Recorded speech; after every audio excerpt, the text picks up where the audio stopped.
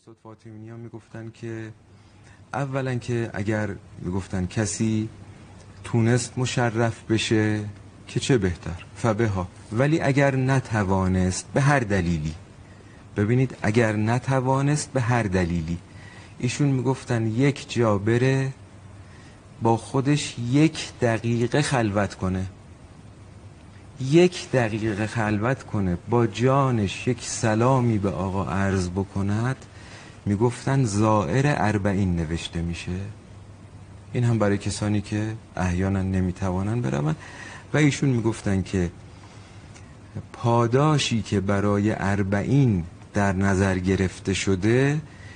و سینه به سینه از اولیا رسیده،